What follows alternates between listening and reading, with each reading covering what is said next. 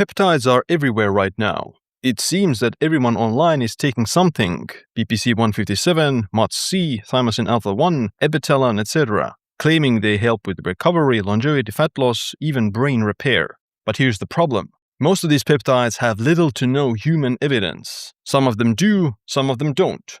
And that's exactly what I wanted to find out. So I went through every human clinical trial I could find on the most popular peptides, and the truth is surprising. In this video, I'm going to go through the human evidence peptide by peptide. As a disclaimer, I'm in no way promoting these peptides. I just want to know what's the research behind them. I've divided the video into segments: joint and regenerative peptides like PPC 157, TB4, Thymosin alpha 1, brain or neurological peptides or mitochondrial peptides such as Epitalon, MOTS-c, Humanin, Cerebrolysin, and Semax, growth hormone secretagogues, CJC1295, MK677, Tesamorelin, and IGF-1 LR3. Lastly, aesthetics and looks peptides, copper GHK, Melanotan, and Retatrutide. Timestamps are below if you want to jump into specific compounds. Let's get on to it. Let's start with one of the most known peptides used for joint healing. Thymosin beta 4 or TB4 is a 43 amino acid peptide. Your body produces TB4 naturally and is concentrated in platelets, the thymus, immune cells, endothelium, and injured tissues. Its main job is to repair, help with cell migration, regeneration, stem cell function, and controlling inflammation. TB4 was originally identified in thymic extracts and shown to influence lymphoid stem cell maturation. The thymus gland is what regulates your immune cells. High levels of TB4 in serum or fluid correlate with better health outcomes in liver failure, coronary artery disease, and scleroderma lung disease, which means that people who have higher TB4, whether because they're slightly healthier or their body produces more of it for some reason, have better outcomes in certain chronic diseases. Now, people online are taking TB4 or TB500 for the sake of joint healing, and sometimes wound healing. In a 1999 study on rats, TB4 both topically and injected accelerated wound healing. TB4-treated wounds closed up 61 to 62% faster than saline-treated controls by day 7. That's a highly significant improvement in healing speed. There is some preclinical and early clinical data suggesting that TB4 accelerates wound healing and treatment of ulcers. In mice, TB4 enhances fracture healing. They also see greater bone mineralization and increase in bone stiffness. Unfortunately, there are no human clinical trials on TB4 or TB500 at the moment, at least in the context of joint healing and wound healing. However, there are clinical trials on TB4 for the use of eye health. In 2006, topical TB4 eye drops were first used to treat persistent corneal wound due to diabetes. By day 11 of taking TB4 4 times a day, the patient had significant reduction in ocular inflammation and the cornea had re-epithelialized. A 2010 study took 9 patients with chronic non-healing neurotrophic corneal defects and gave them TB4 eye drops for 28 or 49 days. 6 patients saw dramatic healing, whereas 3 had no clear improvement. To be fair, the sample size of this study was quite small, and 30% of the patients saw no improvement. So it's not possible to say if TB4 conclusively improves corneal inflammation. A 2015 phase 2 clinical trial saw that TB4 eye drops in 72 patients with dry eye syndrome had no significant effect on corneal discomfort or staining, but they did show measurable protection against worsening symptoms and corneal damage. Another 2015 phase 2 trial saw the same. TB4 improved signs and symptoms of severe dry eye. Now, there are quite a lot of human clinical trials on TB4 and its safety. A 2010 phase 1 randomized controlled trial gave intravenous TB4 to 80 healthy adults aged 18 to 79. The procedure was seen to be safe and without toxicity. Another 2010 randomized controlled trial on 10 healthy volunteers saw also good safety data from IV TB4. In a 2021 phase 1 clinical trial on 84 healthy volunteers, TB4 was well tolerated at 25 micrograms per kilogram as a single dose and 5 micrograms per kilogram in multiple doses for 10 days. TB4 was shown to have very low immunogenicity, which means that it evoked no significant immune response. So TB4 seems to be at least safe. It's been tested in humans several times, even in large doses, and doesn't seem to cause any negative side effects. In animals, it also appears to help with wound healing and inflammation, but there's no data in humans. The human data we do have suggests that it protects the cornea of the eyes. Overall, my rating for TB4 based on the studies that I read is 3.5 out of 5. It's only limited by the lack of human evidence for joint healing. Next up, we have thymosin alpha-1. Thymosin alpha-1 is a 28 amino acid peptide naturally found in the thymus. It's known for its immunomodulatory, anti-inflammatory, antiviral, and anti-tumor activities. Thymosin alpha-1 acts by stimulating the innate and adaptive immune system, primarily through toll-like receptor activation, T-cell maturation and restoration, anti-inflammatory and antioxidant effects, and anti-tumor effects. The synthetic version of thymosin alpha-1, thymalphacine, also called Zadaxine, is clinically approved in over 35 countries for diseases such as chronic hepatitis B and C, sepsis, HIV, certain cancers, and as a vaccine adjuvant. As I said earlier, the thymus is an organ that regulates the immune system, but unfortunately it loses its function during aging. Preclinical and clinical studies show that thymosin alpha-1 can improve vaccine response in the elderly and mitigate immunosenescence via the thymus. This is especially relevant since 70-year-olds have less than 10% of the thymic size since they were born, and that thymic tissue is being replaced with fat tissue and perivascular space. If something like thymosin alpha-1 could counteract that degradation or make up for the loss of immune system function, it would extend the health span of elderly people who have a weaker immune system. Usually biohackers and health enthusiasts take thymosin alpha-1 to support their immune system, especially in regards to the thymic volume, and as a general anti-aging peptide. Here's what the clinical evidence in humans supports. It enhances thymic T-cell output, restores immune function in aged and immunosuppressed individuals, and reverses functional signs of immunosenescence. There's no evidence that it increases thymic mass or thymic volume, or that it would reverse thymic involution structurally. Overall, my rating for thymosin alpha-1 based on the studies is 4.5 out of 5. There is plenty of human clinical trials, and it's already approved in 35 countries. Moving on with the most popular and known peptide for joint healing, BPC-157. BPC-157 is a 15 amino acid fragment. It's not found in nature, and it's derived from another protein called body protection compound or BPC in the stomach. Studies have shown that BPC-157 has promising effects on healing various tissues, such as the tendons, ligaments, muscles, and even bones. When it comes to the mechanisms of effect, then BPC-157 supports nitric oxide and blood flow. It also upregulates growth hormone and increases collagen synthesis. As a disclaimer, all the studies on BPC-157 are done in rodents or other animals. There's no human clinical trials right now. Research on rodents has shown that BPC-157 improves recovery and healing after tendon injuries. What's more, the recovered tendons appear to have higher functionality and are able to tolerate greater load until tendon failure. A 2006 study also found that BPC-157 is able to promote tendon-to-bone healing after the Achilles tendon was detached from the bone, whereas control animals don't close the gap. BPC-157 had those effects despite the presence of corticosteroids. BPC-157 can also promote skeletal muscle healing. In a 2006 study on rats, BPC-157 was able to restore the functionality of a transected quadricep muscle. Natural healing processes were unable to compensate for the injury, whereas BPC-157 for up to 72 days was. The BPC-157 treated muscles also had higher failure load compared to control animals, which means they were stronger and more resistant to heavy loads than before. Besides injuries, BPC-157 has been found to promote skin wound healing in rats. It also counteracts bleeding, platelet stabilization, and resolves clots. BPC-157 appears to have anti-inflammatory effects that improves liver lesions, brain lesions, gut-brain function, and central nervous system disorders. In a 2019 study, scientists caused spinal cord injury to rats and gave some of them BPC-157 at a dose of 200 or 2 micrograms per kilogram, and the others got saline water. As you can see from the graph, the control animals who got saline water, as shown by the white rhombus, didn't recover, and they had spinal cord injury. Both BPC groups, as shown by the black square and triangle, recovered. BPC-157 also promotes gastrointestinal healing, and this may recover gut-brain axis and gut-brain axis function. There are 2 human clinical trials from 2002 and 2003 on ulcerative colitis patients cited in the BPC-157 literature, but I'm not sure if those trials were ever finished because I haven't found any further details about these studies online. Overall, my rating for BPC-157 is 3 out of 5. It's definitely the most popular peptide and it has the most anecdotal evidence. It's usually the first peptide that people use, but it unfortunately doesn't have any human clinical evidence. Personally, I've also seen that BPC helped with my elbow. I want to take a break to invite you to our online community called U-Span Society.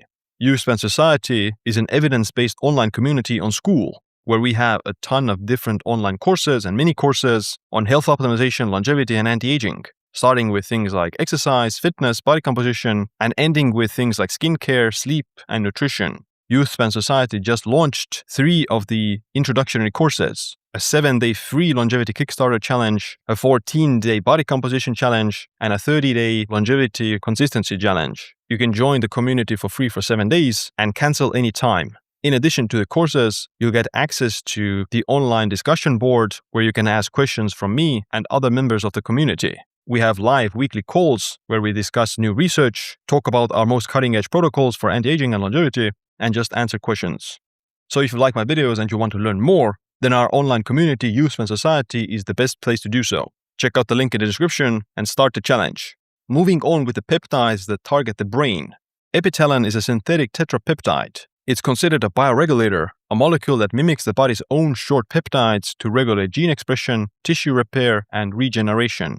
Epitalon was discovered by a Russian researcher, Dr. Vladimir Havinson. He's also the person leading the most research on Epitalon. In 2002, a clinical trial in Russia on 162 patients with retinitis pigmentosa, a genetic condition of progressive retinal degeneration and vision loss, saw that Epitalon could improve visual acuity, and 64.8% of them broadened the total visual field by 90 to 120 degrees. They injected 5 micrograms per eye parabulbarly for 10 consecutive days. None of the Epitalon-treated patients experienced side effects.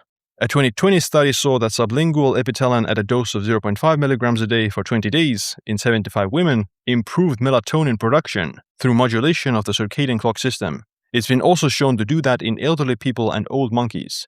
Epitalon activates chromatin, which is a mass of DNA in your brain that regulates the circadian rhythm.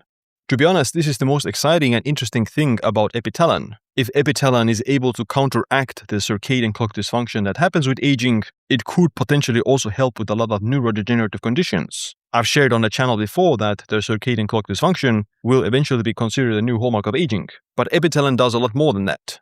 In human cells, Epitalon extends telomere length. However, it can do so in both cancer cells and normal cells. In this study, Epitalon at a dose of 0.1 to 1 microgram per milliliter extended cancer telomeres by 4 to 8 kilobases within 4 days. Normal cell telomeres extended by about 1.45-fold after 3 weeks. In tuberculosis patients, Epitalon has been seen to reduce chromosomal aberrations and stabilize the genome, but not fully reverse genome fragility. Epitalon basically didn't correct the structural aberrations associated with telomere shortening from tuberculosis, but it had some protective effects against future damage. Epitalon increases neurogenesis, the growth of brain cells, in human gingival mesenchymal stem cells. This explains the reason why Epitalon affects things like telomere length and melatonin synthesis, as well as circadian rhythm regulation. Even getting Epitalon intranasally increases neuronal activity in rats by up to 2 to 2.5 times, as Epitalon easily crosses the blood-brain barrier. These sound all very interesting and speculative, but would Epitalon make you live longer? In mice, Epitalon treatment does extend maximum lifespan by 12.3%, but not the mean lifespan. The last 10% of the survivors live 13.3% longer. There's also no difference in overall cancer rate, although leukemia was 6-fold lower compared to the control mice in this study. There is a prospective study on elderly Russian and Ukrainian adults over the age of 60. They were given Epitalon and Thymosin for 2 to 3 years, and they were followed up for 6 to 8 years. Those who received these peptides saw improved physiological function and experienced a 2 to 2.4x lower incidence of heart disease, hypertension, osteoporosis, and osteoarthritis. Their mortality was also lower. The group who got Thymosin alone had about 2 times lower mortality compared to controls. Epithylamine alone had 1.6 to 1.8 times lower risk, the combination of Thymosin and epithylamine 2.5x lower, and annual treatment for 6 years 4.1x lower. Another prospective study with a 15-year follow-up on 39 coronary heart disease patients who received Epitalon saw that they had 50% lower rate of heart disease mortality, 50% lower cardiovascular failure, and 28% lower rate of overall mortality. They did have better circadian rhythm regulation, lower cholesterol, and better physical function than people not receiving the treatment. Now, these results sound quite astonishing, and they are astonishing if they were to be true. We don't know necessarily how true these results are, because these studies have several limitations. Number one, they're not randomized controlled trials, so they're mostly observational, and we don't know the full methodology or the data set. We don't know how these individuals were randomized or if randomized at all, and how were they treated. Second of all, the research is done in Russia, led by Dr. Havinson. He's also the one who owns patents to the Epitalon, so there is conflict of interest here. The guy who discovered this peptide also owns the patents to this peptide, and his studies get these amazing results. It just means that we would need to reproduce these studies in other populations, in other countries, by other researchers to see if those effects are actually true. Overall, my rating for Epitalon is 4 out of 5. I think it has a lot of promise if you look at the mechanistic evidence and the preclinical evidence. And you can't deny that at least it has quite a lot of human studies, even though those studies can be somewhat limited. Next, we have a mitochondrial peptide called MOTS-c. MOTS-c, or mitochondrial ORF of the 12S RNA type C, is a mitochondrial-derived peptide composed of 16 amino acids encoded by the 12S RNA region of the mitochondrial genome. It gets activated during metabolic stress in the nucleus, and it activates AMPK, which is an energy sensor that's been seen to be good for longevity. Because of its role in the mitochondria, it balances inflammation, improves glucose metabolism, muscle function, and overall redox balance. As a result, it might improve insulin resistance, heart disease, and overall aging. Obese mice fed a high-fat diet see reduced insulin resistance when given MOTS-c. In type 2 diabetic mice, MOTS-c restores mitochondrial function in the heart and improves glucose levels. In obese humans, circulating MOTS-c levels are decreased, and low MOTS-c levels are associated with insulin resistance in humans. MOTS-c levels are also lower in kidney disease patients and people with liver disease. Interestingly, MOTS-c levels are similar between obese and normal weight individuals. So it seems that only age and insulin resistance lowers MOTS-c levels, but obesity doesn't do that. This study showed that MOTS-c levels decline with age in mice, and they're lower in humans with diabetes. In aged and diabetic mouse models, systemic treatment with MOTS-c reduced beta cell senescence markers in pancreatic islets and improved glucose control. The authors propose that MOTS-c acts by suppressing mTORC1 signaling, which is the body's growth switch, and by doing that, it preserves mitochondrial function and beta cell health. This doesn't necessarily mean that MOTS-c would fix diabetes, but it might mean that people with diabetes or they're obese probably aren't exercising enough, so which is the reason why they have lower MOTS-c levels. People who are exercising and they're otherwise lean have higher MOTS-c because they're engaged in physical activity. In fact, there is human evidence that serum MOTS-c positively correlates with lower body strength, lower body power, and muscle mass, although not aerobic capacity. In mice and humans, exercise increases MOTS-c levels. In this study, 10 healthy young men did high-intensity interval cycling, 10 rounds of 60 seconds at peak power, and their MOTS-c levels in their skeletal muscle increased 11.9-fold immediately after the exercise, and it remained elevated for 4 hours afterwards. Circulating plasma MOTS-c increased 1.6-fold during exercise and 1.5-fold immediately after exercise. So the argument for using MOTS-c as a peptide is that it's like an exercise in a bottle. You increase MOTS-c levels as if you were exercising, and then MOTS-c has benefits on your metabolism and overall health. My first reaction to this is that why wouldn't you just exercise then, because it's a lot cheaper and safer. Now, of course, it would be cool to have a literal exercise in a bottle. Maybe you can exercise a bit less, you can cut your exercise in half and get the same benefits. Maybe MOTS-c has these kinds of effects. But of course, it could also apply to certain situations where you can't exercise, such as the elderly population or if you're hospitalized. And lastly, injecting MOTS-c as a peptide probably raises MOTS-c levels a lot more than exercise does, at least in the short term. Exercise will still raise MOTS-c levels more in the skeletal muscle, but in the plasma, injecting MOTS-c would probably result in higher MOTS-c levels. Interestingly, MOTS-c is a myostatin inhibitor. Myostatin is a protein that stops your body from building muscle. Exercise inhibits myostatin, and part of that might be because of increased MOTS-c levels. So MOTS-c could help to prevent muscle loss during aging. There's also mechanistic evidence that MOTS-c can help with bone growth and osteoporosis. Exercise does so as well, obviously, and MOTS-c might mediate some of those effects. MOTS-c doesn't have any human clinical trials. Here's what we do know. MOTS-c levels are decreased in people with diabetes and other metabolic diseases. MOTS-c in mice improves insulin sensitivity and glucose tolerance. MOTS-c levels increase during exercise. People who exercise have higher MOTS-c. MOTS-c might mediate some of the benefits of exercise on muscle growth, insulin sensitivity, and bone growth. My overall rating for MOTS-c based on animal research is 4 out of 5, but because there are no human studies, I'll have to give it a 3 out of 5. Humanin is a 24 amino acid mitochondrial-derived peptide that improves mitochondrial function, inflammation, and metabolism. The most common effect of humanin is that it protects the brain against inflammation and oxidative stress. That's because the brain has a lot of mitochondria. In mice, humanin prevents age-related cognitive decline, and in humans, humanin levels are associated with better cognitive function. In humans, humanin levels are lower in Alzheimer's patients than in healthy controls. and low mitochondrial DNA copy number is also associated with lower humanin levels. It means that people who are unhealthier have lower humanin. There are no human studies looking at the effects of humanin for Alzheimer's or dementia.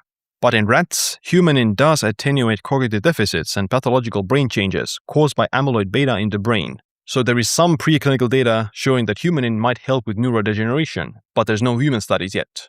Humanin is one of the few peptides that has life extension data that I've seen. Humanin overexpression is seen to increase lifespan in roundworms by about 7.3%. The mechanism why humanin might extend lifespan has to do with multiple pathways. It increases autophagy, which is the process of cell clearance. And humanin treatment in mice is seen to be associated with lower IGF-1 levels. Lower IGF-1 levels are associated with greater longevity in humans, as well as animals. IGF-1 lowers humanin, and lower IGF-1 increases humanin. There's no effect on humanin from growth hormone. It's interesting to see that despite humanin lowering IGF-1 levels, it still improves cognition, in mice at least, because you do need IGF-1 for growing brain cells. And in humans, low IGF-1 levels are associated with increased risk of dementia. Humanin levels are also lower in people with diabetes and prediabetes. Humanin levels decrease with age. Younger than 66 years of age have higher humanin than older individuals. Overall, my rating for humanin is 3 out of 5. It's a similar situation as with MOTS-c. Unfortunately, it doesn't have any human clinical trials. One of the most promising and interesting brain peptides is Cerebrolysin. It's a mix of different peptides and brain growth factors that could help with neurodegenerative conditions. In fact, Cerebrolysin has been in clinical use for 30 years. It's used in some countries, but is not necessarily government approved. Cerebrolysin has neuroprotective effects by improving inflammation, blood flow to the brain, and thrombolytic effects that reduces blood-brain barrier permeability. A 2019 Cochrane review of 6 studies saw that Cerebrolysin treatment had beneficial effects on memory and thinking and daily functioning. There was no reported risk of side effects with the treatment. There's no evidence that Cerebrolysin would prevent Alzheimer's, treat it, or improve cognition in otherwise healthy individuals. It's more likely that Cerebrolysin supports brain health and brain integrity under some physical stress or some neurological stress. Things like traumatic brain injury, stroke, Alzheimer's, or other forms of brain trauma. A 2017 randomized controlled trial saw that giving Cerebrolysin 18 hours after a stroke for 30 days improved certain markers of neurological recovery by day 30. Cerebrolysin combined with speech therapy in stroke patients has been seen to support greater language recovery than speech therapy alone in a 2025 randomized controlled trial. However, a 2020 randomized controlled trial saw that at the 6-month mark, there was no difference in cognition between Cerebrolysin and the placebo group in patients with aneurysm. So there is quite a lot of human research showing that Cerebrolysin speeds up recovery from certain traumatic brain damage, such as stroke, traumatic brain injury, possibly neurodegeneration. But it seems to work in the short term. Up to 6 months, it becomes less effective. But in the short term, it makes up for the gap. A 2023 Cochrane review of 7 randomized controlled trials found that Cerebrolysin after a stroke doesn't reduce mortality rates either. So Cerebrolysin seems to improve cognition and recovery in the short term, but its effects over the long term are limited. A 2023 systematic review of 10 studies on Cerebrolysin for traumatic brain injury showed short-term neurological improvements, but no benefit on mortality or hospitalization either. Overall, my rating for Cerebrolysin is 4.5 out of 5. It's got quite a lot of human studies and it's actively used in some countries for things like stroke recovery, traumatic brain injury, and neurodegeneration. Semax is another Russian brain peptide and is actually in the Russian list of vital and essential drugs. In Russia, Semax is used to treat patients with neuropathy, stroke, nerve disease, or cognitive disorders. However, Semax is not approved for use in other countries. All of the human trials are done in Russia, so they haven't been reproduced by other countries. The mechanisms of Semax aren't fully clear either. It does seem to upregulate brain growth factors like BDNF and others. But it also increases dopamine and serotonin, which is why Semax is often used as a nootropic or a smart peptide. In mice, Semax has been seen to reduce beta amyloid by about 50% and improve cognition modestly. This doesn't mean that it will work in humans, but it's something. The difference between Semax and other peptides is that you can also do it intranasally. Overall, my rating for Semax is 3.5 out of 5. Yes, it's being used in Russia, it has clinical trials in Russia, but that's about it. Moving on with some compounds that are called growth hormone secretagogues. They basically make the body produce more growth hormone. CJC1295 is a synthetic, long-acting growth hormone-releasing hormone analog that stimulates the pituitary gland to increase growth hormone and IGF-1 production. It's often used to improve body composition, recovery, and enhance sleep. In a 2006 randomized controlled trial, healthy adults aged 21 to 61 were given CGC in single doses as well as multiple weekly or bi-weekly doses. Their growth hormone increased 2 to 10-fold above baseline, and it sustained for over 6 days in a dose-dependent manner. Their IGF-1 levels increased 1.5 to 3-fold above baseline, sustained for 9 to 10 days. After multiple doses, the IGF-1 remained elevated up to 28 days. Another 2010 randomized controlled trial saw 2 to 10x increase in growth hormone and up to 3-fold increase in IGF-1 as well. Growth hormone and IGF-1 have effects on bone growth, muscle growth, and body composition, which is why a lot of biohackers and bodybuilders are taking it. In mice who are genetically growth hormone deficient, once-a-day CGC treatment normalizes their growth and development, which means that it might help with people who are growth hormone deficient. CGC was being investigated as a treatment for lipodystrophy and growth hormone deficiency in humans. However, it was discontinued in a phase 2 clinical trial when one of the subjects suddenly died. It was thought that the patient had asymptomatic heart disease and they experienced a plaque rupture, so it was unrelated to the CGC treatment, but the research was still terminated.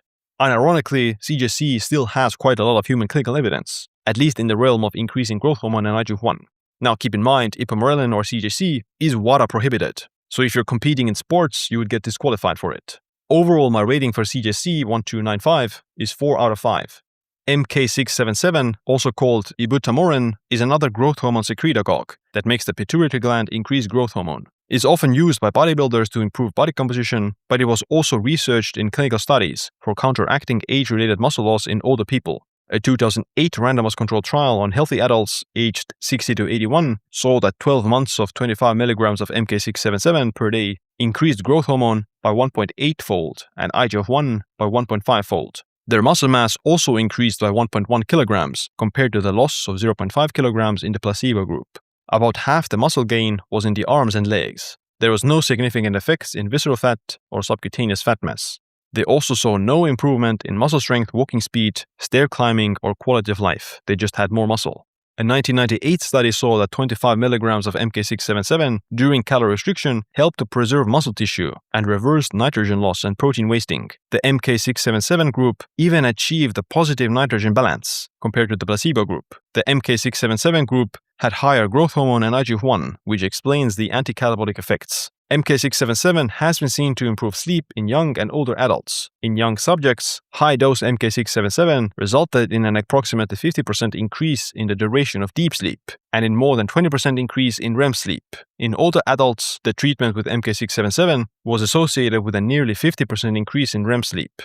One of the side effects of MK677 is that it causes water retention or edema, and it makes you hungrier. That's because MK677 is a ghrelin mimetic. It increases ghrelin production, ghrelin being the hunger hormone, and the hunger hormone is what increases your growth hormone production. MK677 is also WADA prohibited, so you get disqualified in sports. My overall rating for MK677 is 4 out of 5 because there are some human clinical studies, but we don't necessarily know what the long-term effects are. Tesamorelin is another growth hormone secretagogue. It's actually FDA approved for reducing visceral fat in HIV-infected adults with lipodystrophy. I'm not going to spend much time talking about this compound because it's already FDA approved. To keep it short, Tesamorelin reduces fat mass and maintains muscle in HIV patients. In a 2010 randomized controlled trial, Tesamorelin for 52 weeks resulted in a significant reduction in visceral fat mass. The Tesamorelin group saw about 17.5% reduction in visceral fat. By 26 weeks, they had lost already 15.4% of visceral fat. People who were initially placebo but then switched to Tesamorelin, P to T, saw about 15% reduction in visceral fat. Overall, Tesamorelin is 4.5 out of 5. While we're on the topic of growth hormone secretagogues, IGF-1-LR3 is a synthetic peptide of the natural hormone IGF-1. It has a total of 83 amino acids compared to the 70 of natural IGF-1. There are studies in animals showing that IGF-1-LR3 increases growth, but there are no human clinical trials. However, there are plenty of human trials with the regular IGF-1 hormone. IGF-1 as a hormone is actually FDA approved for treating certain growth disorders, but it's not approved for general anti-aging or bodybuilding purposes. Now I'll move on with peptides that are often used for aesthetic reasons, either to improve skin health, skin anti-aging, or skin pigmentation. Copper peptide GHK is a small naturally occurring tripeptide that's released from tissues after an injury. Copper is needed for the cross-linking of collagen that makes collagen very strong. A copper-dependent enzyme called lysyl oxidase makes collagen fibrils wound together extremely tightly, making it stronger than steel. That's why you need copper in addition to vitamin C for collagen synthesis. The biggest application of copper peptide GHK is skin regeneration and anti-aging. The GHK peptide content in human skin is the highest at age 20, around 200 nanograms per milliliter, and by the age of 60 it declines to 80 nanograms per milliliter. That's almost a threefold decrease, which explains partly why you see an increase in wrinkles and sagging skin with age. Can GHK reverse that or slow it down? GHK stimulates the synthesis of collagen, glycosaminoglycans, and small proteoglycan decorin, which supports skin repair and wound healing. In a 2007 study, skin cells exposed to GHK saw a 230% increase in fibroblast growth factor and 70% higher collagen synthesis compared to baseline. Cell viability also increased by 12.5-fold, which refers to the amount of healthy cells in a given cell population. But are there any human clinical trials demonstrating that GHK reverses skin aging? There are several clinical trials showing that topical copper GHK serums or creams improve skin density and thickness while reducing wrinkles and fine lines around the eyes. In a 1998 study, copper peptide GHK improved collagen synthesis in the most amount of women compared to vitamin C and retinoic acid. 70% of women using GHK versus 50% for vitamin C and 40% for retinoic acid. In a 2016 study, copper peptide GHK serum reduced wrinkle volume by 55.8% and wrinkle depth by 32.8%, more than the placebo control serum. That's quite an impressive result. In addition to skin anti-aging, GHK also supports wound healing.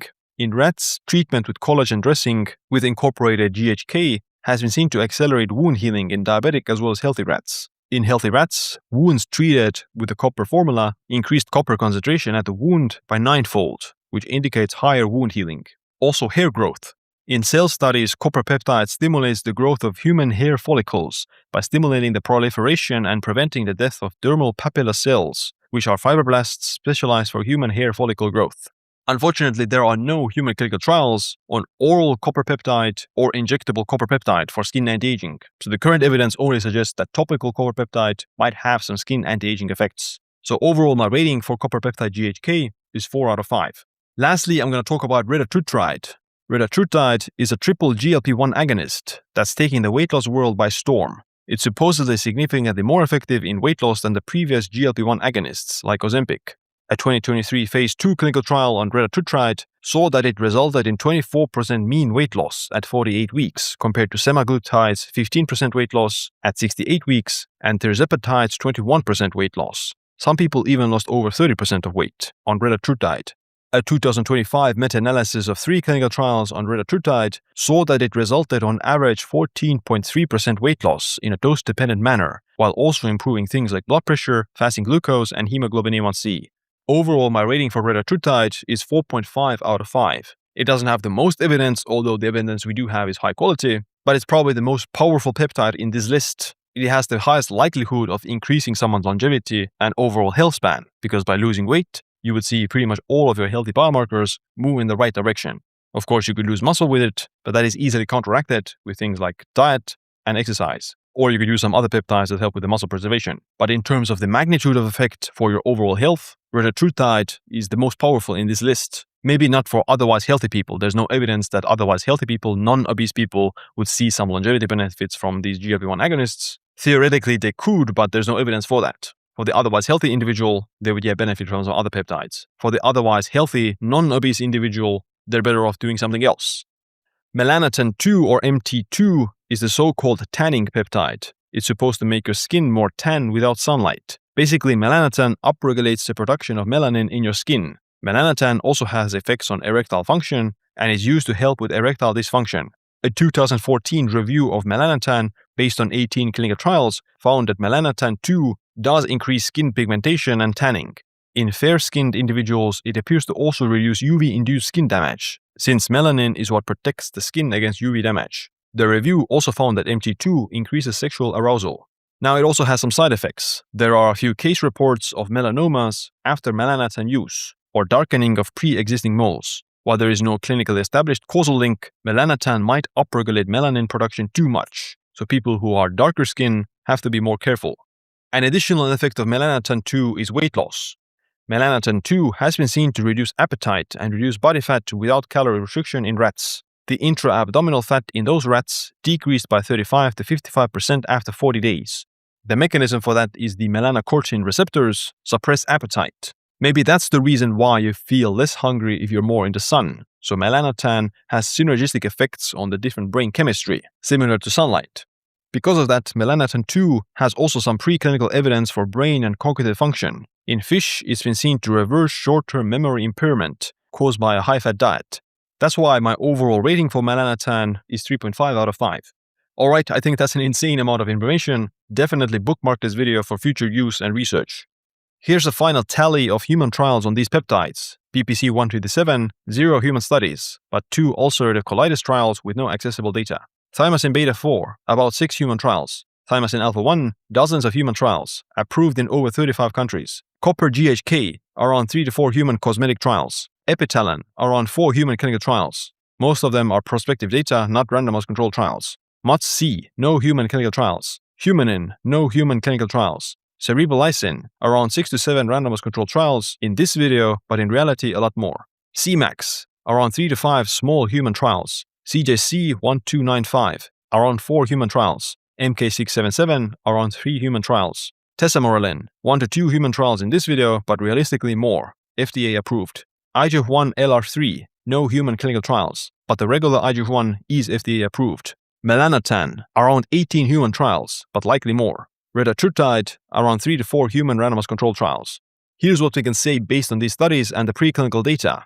PPC 157, suggested for tendon repair, ligament healing, muscle regeneration, bone healing, gut repair, and neuroprotection. Nothing is proven in humans because there are no completed clinical trials. Thymosin beta 4, suggested for wound healing, joint repair, fracture healing, and tissue regeneration. Proven to be safe in humans with modest benefits for corneal healing and dry eye. Not proven for joint or tendon repair. Thymosin alpha 1, suggested for anti-aging, immune rejuvenation, and thymus regrowth. Proven for improving immune function and used clinically for hepatitis B, C, sepsis, HIV, certain cancers, and enhancing vaccine efficacy. No evidence that it regrows thymus structurally. Copper GHK, suggested for skin anti-aging, collagen boost, hair growth, and wound healing. Proven to improve skin thickness, elasticity, and wrinkle reduction topically. Epitalon, suggested for telomere lengthening, circadian repair, circadian clock function, and anti-aging. Proven to improve melatonin production and circadian markers. Small human studies suggest it improves health markers, but there are no large Western clinical trials confirming the longevity effects. MOTS-c, suggested as an exercise mimetic, improves insulin sensitivity, muscle growth, and anti-aging. There are no human trials, only biomarker and exercise correlation studies. Humanin, suggested for neuroprotection, brain health, and metabolic health. No human trials, only association data linking lower levels to aging and disease. Cerebrolysin, suggested for brain repair, stroke recovery, dementia treatment, and neuroprotection. Proven in multiple clinical trials to show modest short-term improvements in stroke recovery and some dementia outcomes, but doesn't reduce mortality. Semax, suggested for cognitive enhancement, stroke recovery, and neuroprotection. Small Russian trials show benefit in stroke and neuropathy, but there are no high-quality Western clinical trials. CJC1295, suggested for muscle growth, fat loss, and anti-aging via growth hormone. Proven to reliably increase growth hormone and IGF-1. Body composition effects are not well established. MK677, suggested for muscle growth, fat loss, better sleep. Proven to increase growth hormone and IGF-1 and increases lean mass in older adults. Might also improve sleep, but doesn't improve strength or reduce fat. Tesamorelin, suggested for fat loss and metabolic health. Proven to significantly reduce visceral fat in HIV-associated lipodystrophy, which is why it's FDA approved. Also preserves muscle mass. IGF-1 LR3, suggested for muscle growth and fat loss. No human clinical trials prove this, only animal data. Melanotan 2, suggested for tanning without sun, as well as fat loss and libido enhancement. Proven to increase skin pigmentation and sexual arousal. Appetite suppression is observed, but there are no clinical trials on cognition. Retatrutide, suggested for extreme weight loss, metabolic improvement, possibly some health benefits. Proven in clinical trials to show major weight loss, improved blood pressure, hemoglobin A1c, blood sugar, and other health markers, but is not yet approved, and there's no longevity data in healthy individuals. Overall, the world of peptides is most certainly a gray area, but I was surprised to see that some of these peptides have a significant amount of human studies. However, some peptides have zero human data, so you don't even know if they are safe for humans. As I said, I'm not advocating for these peptides, I just did this video for my own sake to know what does the research say about these peptides, so I just wanted to share it with you. The biggest problem with peptides is the sourcing. If you're buying some random Chinese peptides, first of all, you don't even know the thing that you're getting actually has the thing that you want. And second of all, it might be contaminated with other contaminants, some heavy metals or some other industrial residue. So it's very risky for your health to buy random peptides online. I would only use peptides from compounding pharmacies and work with a doctor. If you want to know how I rank 100 over-the-counter supplements that have evidence for various effects in humans, then check out this video next.